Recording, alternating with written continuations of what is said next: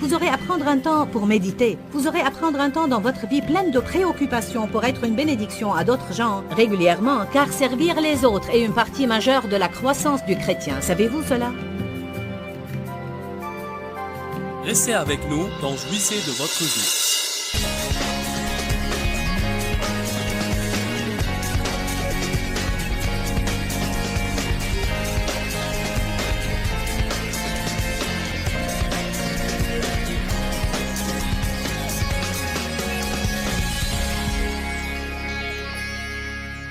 Être reconnaissant est vraiment un combat spirituel. C'est un combat spirituel contre la dépression, c'est un combat spirituel contre le découragement, et c'est un combat spirituel contre le fait d'être négatif. Nous chantons des chants sur les miracles. Vous savez à qui sont accordés les miracles? À ceux qui croient. Qui d'entre vous ce soir est heureux de ne pas aller en enfer? Amen. Vous pouvez vous asseoir. Prenez vos Bibles et allez à Deutéronome chapitre 8, s'il vous plaît. Nous sommes contents d'être de retour à Atlanta. Vous nous faites toujours un accueil chaleureux. Nous venons ici toutes les années depuis, je ne sais pas, 10 ou 11 ans, à ce que je crois. Et je suis contente de voir qu'il y a toujours des personnes qui viennent à nos conférences. Alléluia. Je me souviens du temps où nous venions ici et quelques centaines assistaient à nos réunions. Qui assistait à ces réunions quand nous avions juste quelques centaines? Je sais que Denise assistait à ces réunions et son mari aussi. Ceux qui travaillent pour nous disent qu'ils étaient là. Nous étions en train de parler de... Charlie a commencé à chanter un chant sur comment Dieu nous change de gloire en gloire. Qui sent parfois comme s'il est bloqué au milieu et il ne sait ni retourner ni comment avancer. Vous vous demandez si jamais Dieu va finir de travailler en vous. Vous savez quel est le secret d'être un chrétien victorieux? Je peux vous donner un seul secret. Le secret d'être victorieux est de ne jamais abandonner. Si vous êtes bien décidé à ne pas abandonner, la Bible appelle cela diligence, elle l'appelle endurance, elle l'appelle ténacité. Quoi que vous veuillez l'appeler, le secret est de ne pas abandonner. Continuez à persévérer et continuez à persévérer jusqu'à ce que vous épuisiez le diable. Parce qu'il essaye de nous épuiser. Mais nous allons l'épuiser. Je suis une personne reconnaissante parce que Dieu m'a fait faire un long chemin. Et je sais que plusieurs ressentent exactement la même chose. Très souvent, je lis Deutéronome chapitre 8 parce que... Dans Deutéronome chapitre 8, commençant par le verset 2, Dieu dit à Israël de se souvenir de tout le chemin qu'il leur a fait faire pendant les 40 ans dans le désert. Parfois, nous parlons beaucoup d'oublier totalement le passé. Nous disons toujours aux autres d'oublier ce qui est en arrière et d'aller de l'avant. Mais je pense que quelque part dans notre cheminement, il faut qu'on se souvienne du passé. Car je crois que quand nous nous souvenons du passé et de certaines choses desquelles Dieu nous a sauvés, c'est vraiment ce qui fait naître la gratitude dans notre cœur, surtout si nous commençons à être un peu grognons pour quelque chose que nous n'avons pas, que nous prions pour avoir ou quelque chose que nous attendons que le Seigneur réalise dans notre vie. Une des manières les plus rapides de surmonter votre frustration pour quelque chose que vous n'avez pas est de vous souvenir comment c'était. Amen. Vous vous souvenez, Charlie et Gilles, du temps où vous serviez le Seigneur avec vos enfants dans votre caravane et vous chantiez ce que vous aviez à cœur à 20 personnes, 40 personnes, 50 personnes, et vous gagniez à peine assez d'argent pour acheter de l'essence et quelques repas et pour vous diriger vers l'endroit suivant? Pendant combien d'années avez-vous fait cela? 12 ans. Et n'ont pas cédé. Amen. Mais aujourd'hui, ils ont le privilège d'aller de ville en ville et de servir des milliers de personnes partout où ils vont. Mais vous savez quoi? Les gens pensent si seulement je pouvais être conducteur de louange dans une réunion pareille. Mais le problème est qu'il y a beaucoup de personnes qui souhaitent et qui n'agissent pas. C'est tout ce qu'ils font, rien que souhaiter. Je me souviens quand Dave et moi avions une caravane aux roues lisses. Nous l'avions achetée à 1600 $ et c'était notre première camionnette. Nous avions notre petit ministère et quelques cassettes et croyez-moi, nous pouvions transporter tout dans cette caravane. Je veux dire, Tout ce que je ne faisais pas, Dave le faisait. Il déchargeait la voiture, exposait les cassettes, en vendait quelques-uns, les rangeait et chargerait la caravane de nouveau. Il était le chauffeur, il était le chargeur et le déchargeur. Je veux dire, il était tout en même temps. Amen. Je faisais les annonces, la publicité pour les cassettes. J'étais en charge de la prédication et de l'exhortation. À l'époque, nous avions un couple.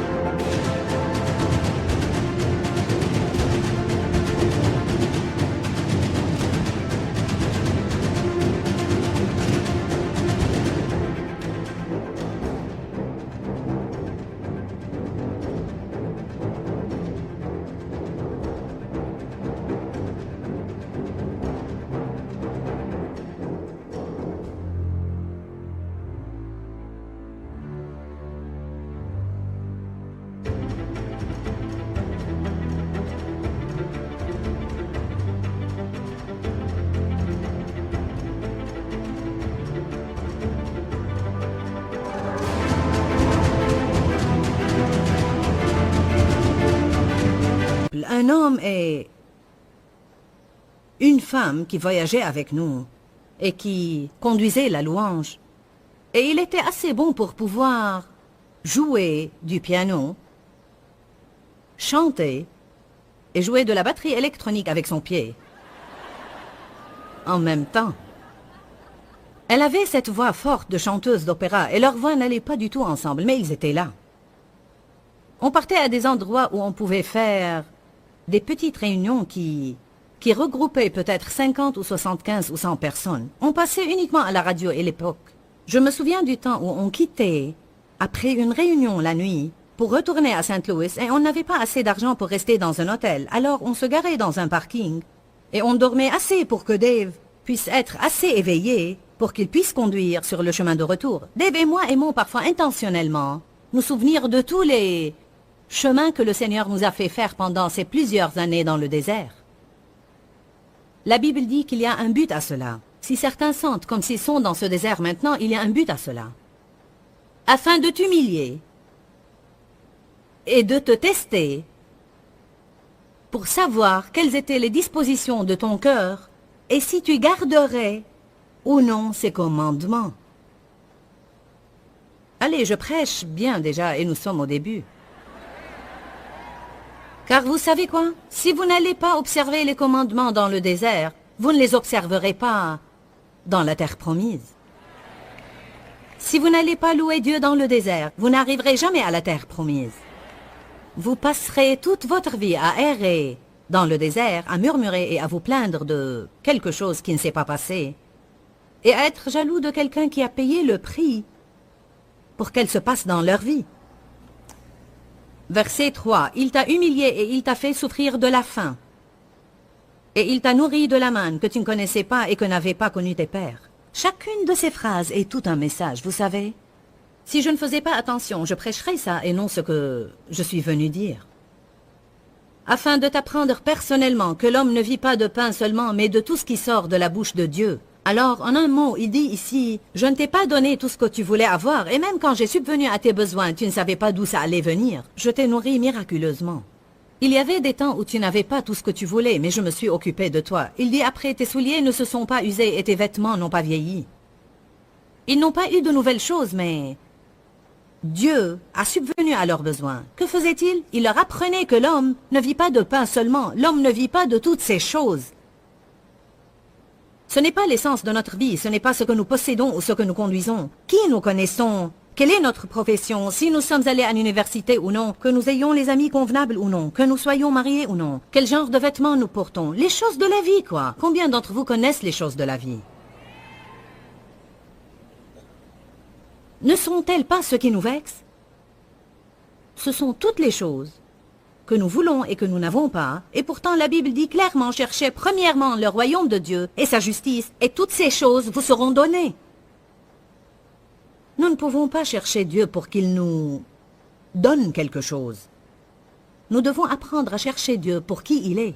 C'est pourquoi j'aime prendre un temps d'adoration, comme on a fait ce soir, où toute notre attention est fixée sur le Seigneur. Nous le remercions et le louons pour ce qu'il a fait et ce qu'il va faire. Notre adoration est censée fixer notre attention sur Dieu, parce qu'il ne faut plus nous concentrer sur ce que nous voulons, mais rechercher Dieu et non pas ce qu'il peut faire pour nous. Alléluia. Dieu a dit, je devais vous apprendre que l'homme ne vit pas de pain seulement, mais de tout ce qui sort de la bouche de Dieu. Je me rappelle exactement où j'étais dans ma vie quand Dieu m'a révélé cette écriture, et je ne savais pas qu'elle était inscrite dans la Bible. J'étais sur un carrefour, au centre de Fenton, juste avant de tourner à gauche. Je me souviens de cela, et j'étais très agacée, car j'avais ce grand rêve et cette vision, et peu de choses se réalisaient. Qui sait que quand on a un grand rêve et une grande vision, on n'est pas intéressé à ce qui est petit? Combien d'entre vous ne sont pas enthousiasmés pour les petites choses? Allez maintenant. C'est bien quand vous n'avez pas autre chose d'avoir un petit nuage comme la paume de la main d'un homme, mais parfois je ne m'enthousiasme pas pour cela, gloire à Dieu. Tout était peu. Peu d'argent reçu pour soutenir le ministère.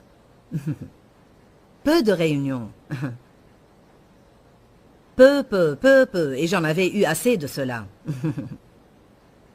Un jour, j'étais tellement agacée que j'ai dit, « Seigneur, je sais que tu pouvais faire ce que je te demande de faire sans que tu ne fasses aucun effort.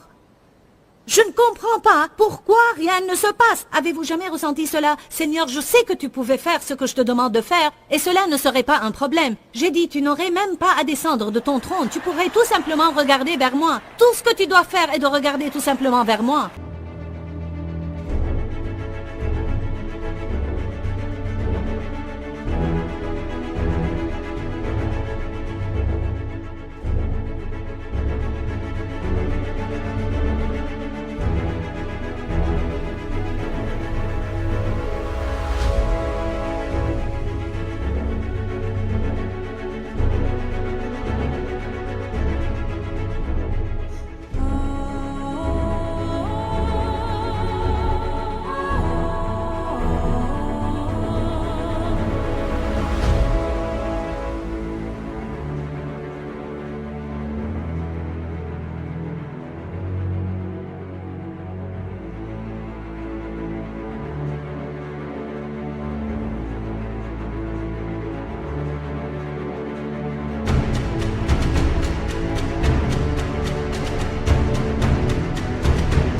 Ne peux-tu pas jeter un coup d'œil vers ici? Allez, je parle à quelqu'un ce soir. Rappelez-vous que je ne savais pas que Deutéronome, chapitre 8, 3 était là. Je veux dire, je ne savais pas ce que ça disait. Et le Seigneur m'a parlé dans mon esprit quand j'étais au feu rouge, juste avant de tourner à gauche, me plaignant du fait qu'il n'intervenait pas. Il a dit, « Je t'apprends que l'homme ne vit pas de pain seulement. »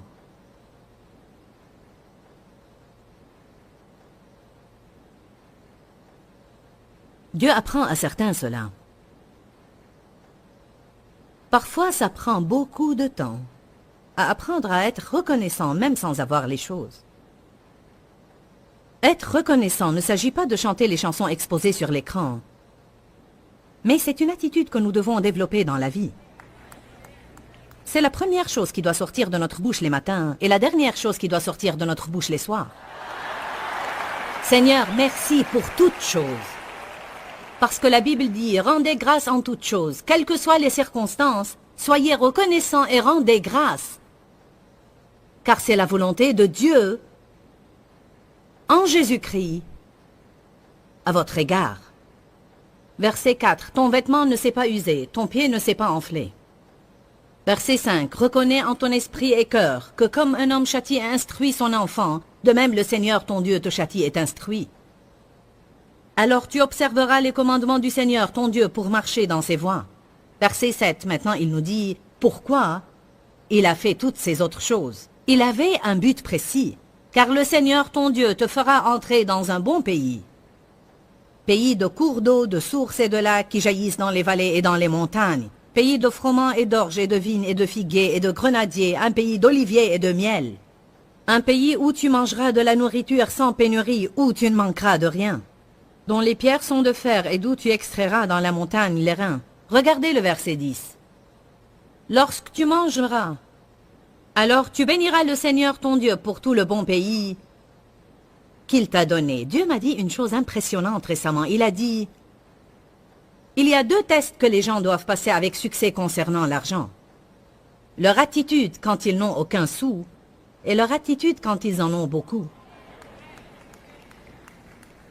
Car si on n'apprend pas à avoir une bonne attitude quand on n'a aucun sou, on n'aura pas une bonne attitude quand on en a beaucoup. Parce que si nous n'apprenons pas à être reconnaissants, à vraiment compter sur Dieu et à savoir qu'il est le numéro 1, quand nous avons de l'argent et des choses, alors nous n'allons pas les utiliser dans le but pour lequel Dieu nous les a donnés.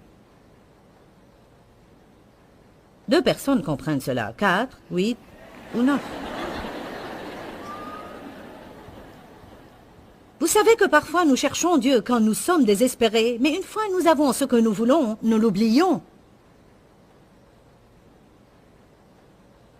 Je sais que la plupart d'entre vous ont vu le dessin de Jésus avec l'agneau autour de son cou. Avez-vous vu ce dessin, Jésus? Avez-vous jamais pensé à quoi cela ça rime?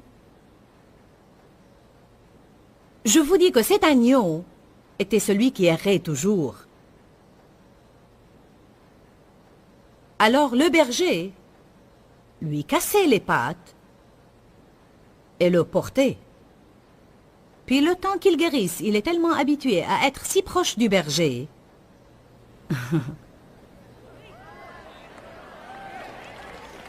que quoi qu'il se passe après cela, il ne partira plus jamais. Alléluia. Parfois, nous ne comprenons pas pourquoi ceci se passe et cela se passe et autre chose se passe. Mais si Dieu ne peut pas nous porter à compter sur lui de toute autre façon, il nous fera compter sur lui à un tel point où nous devenons adonnés à Jésus. Et puis quand les bons moments viennent, même si nous jouissons des bons moments, nous restons toujours adonnés à Jésus. Alléluia.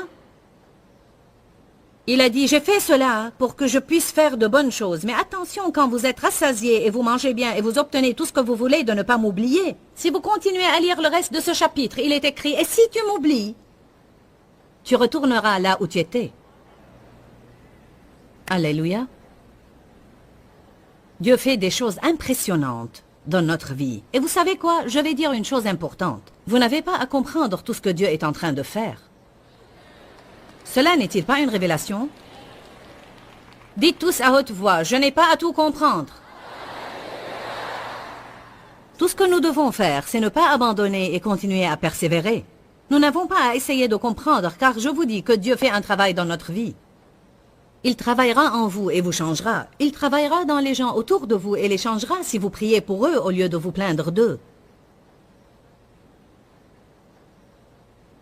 Il travaillera dans vos finances si vous payez la dîme et faites ce que Dieu vous a demandé de faire. Si vous ne faites pas ce que Dieu vous dit de faire financièrement, alors ne vous attendez pas à ce qu'il travaille dans...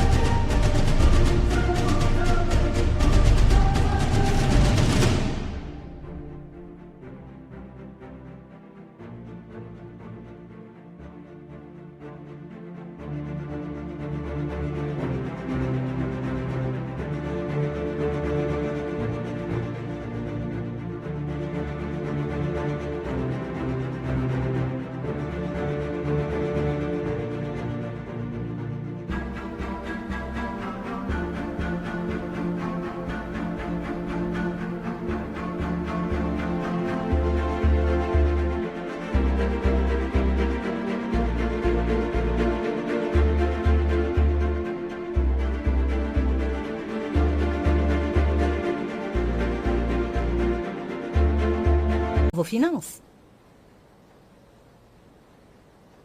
La Bible dit, si tu observes tous ces commandements, alors je vais.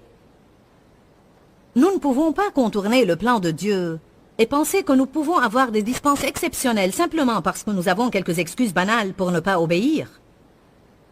Pas tout le monde sourit. C'est étonnant, quand vous parlez de l'argent, on ne voit pas beaucoup de sourires. Oh, cette affaire d'argent, je vous dis, cela nous agace, n'est-ce pas? Si nous n'obéissons pas à Dieu au sujet de l'argent, nous ne lui obéirons pas au sujet d'autre chose non plus. Dieu n'a pas besoin de notre argent, c'est une épreuve. C'est tout, juste une épreuve, pour voir ce qui est important pour nous. Gloire à Dieu.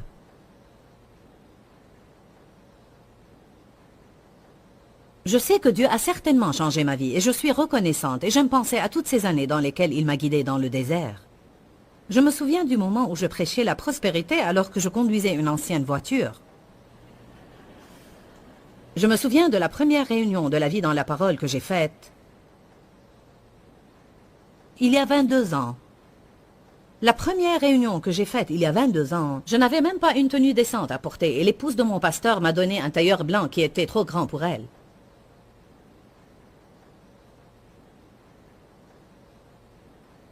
Je me souviens commencer avec mes 3 enfants et aujourd'hui j'ai 4 enfants. Ils sont tous adultes et ils travaillent dans le ministère. Bien non, en fait j'avais 4 enfants car aux premières réunions de la vie dans la parole, j'avais déjà Danny qui a aujourd'hui 22 ans. Je le portais sur ma hanche en me préparant pour aller à la réunion. Ne me dites pas que vous ne pouvez rien faire si vous avez des enfants. Allez, j'avais un mari et 4 enfants. Et je me souviens de ces moments. Aujourd'hui, Dieu nous a tellement bénis. Nous avons 4 enfants adultes et ils travaillent dans le ministère. Je me souviens quand je me promenais avec ma liste de confession. Je venais d'apprendre au sujet de la puissance de la confession. Je confessais, tous mes enfants vont se marier avec des personnes nées de nouveau et remplies du Saint-Esprit, et ils vont tous servir Dieu dans un ministère à plein temps. Aujourd'hui, tous mes enfants sont mariés à des personnes nées de nouveau. Tous nos enfants travaillent pour nous, tous leurs époux travaillent pour nous. Vous devez appeler les choses qui n'existent pas comme si elles existaient. Nous avons 6 merveilleux petits-enfants, âgés de 1 an à 13 ans. Puis, combien d'entre vous connaissent ma fille Sandy qui fait des annonces? Bien, Sandy attend le 7e bébé. Et elle attend aussi le 8e bébé. Elle va avoir des jumeaux. Alléluia. Elle était en fait enceinte plus tôt dans cette année et a fait une fausse couche après 6 semaines. Et elle avait une si bonne attitude que Dieu a dit bonne attitude, alors une double bénédiction. Amen. Alors je veux que vous soyez encouragés ce soir, car Dieu a un grand plan pour votre vie. Je me rappelle quand Dave et moi avions de problèmes dans notre mariage et aujourd'hui nous sommes mariés et nous sommes tellement bénis. Et quand je n'avais aucun sou et aujourd'hui Dieu nous a rendus prospères. Je me souviens d'avoir vécu dans un petit appartement et aujourd'hui nous avons une belle maison, d'avoir conduit une ancienne voiture et aujourd'hui nous avons de nouvelles voitures. Si vous ne baissez pas les bras et vous n'abandonnez pas, vous arriverez au but. Amen. Mais vous devez être bien décidé à patienter et à persévérer. J'étais en train de penser à quelque chose dernièrement et il se peut que je le partage avec vous dans un enseignement. Je pensais à ça beaucoup dernièrement. Nous parlons tous parfois du prix que nous devons payer pour être des chrétiens victorieux. Et je crois que je sais bien ce qu'est le premier prix. Vous savez ce que je pense que nous devons être prêts à investir plus que toute autre chose? Le temps. Le temps. Si vous voulez être des chrétiens forts, vous aurez à sacrifier du temps. Vous aurez à prendre un temps pour faire des choses comme vous le faites ce soir. Vous aurez à prendre un temps pour aller à une église où vous pouvez vraiment entendre la parole de Dieu et grandir. Vous aurez à prendre un temps pour prier et un temps pour lire la Bible et un temps pour étudier. Vous aurez à prendre un temps pour méditer. Vous aurez à prendre un temps dans votre vie pleine de préoccupations pour être une bénédiction à d'autres gens régulièrement, car servir les autres est une partie majeure de la croissance du chrétien. Savez-vous cela? Dites tous le temps. Le diable nous rend les choses de plus en plus dures aujourd'hui, car le temps semble être la seule chose que personne n'a jamais suffisamment. Il est plus facile pour vous aujourd'hui de donner votre argent que de donner du temps. Êtes-vous d'accord avec cela? Alors, si vous êtes prêt à consacrer le temps, et vous ne baissez pas les bras, je peux vous promettre que vous y arriverez. Écoutez-moi ce soir. Dieu ne fait point...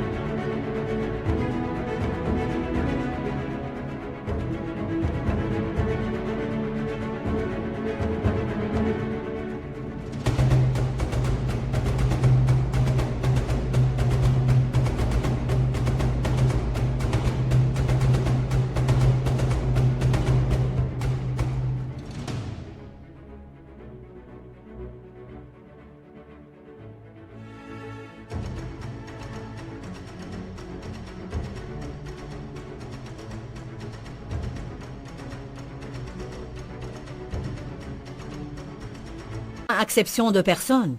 Ce qu'il fait pour l'un, il le fait pour l'autre. Il ne le fera pas exactement de la même manière qu'il l'a fait pour eux, mais Dieu répondra à vos besoins. Je remercie Dieu pour la puissance d'un nouveau début. Parfois, je ne crois pas que nous nous rendons compte combien cette bénédiction est impressionnante, que tous les jours, quand nous nous réveillons, c'est un tout nouveau commencement et nous pouvons oublier ce qui est en arrière et nous porter vers les bonnes choses en avant. Pour que cela se passe, il y a une certaine mentalité que nous devons avoir en fait, et c'est que nous devons être bien décidés à ne jamais abandonner. Voici ce que j'ai à cœur à partager avec vous à la fin de ce programme. 2 Timothée 1,7 nous dit « Dieu ne nous a pas donné un esprit de timidité, mais de force, d'amour et de sagesse. » Je me suis réveillée ce matin en réfléchissant à cette écriture-là. Nous avons tous des craintes qui essayent de s'opposer à nous à des moments différents et méditer sur la parole de Dieu chassera ces craintes.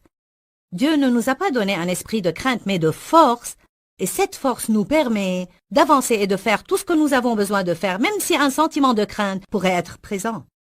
Dieu ne nous a pas donné un esprit de crainte mais un esprit d'amour et l'amour signifie que nous pouvons toujours croire au mieux. Quand nous croyons au mieux concernant chaque situation, cela chassera la crainte.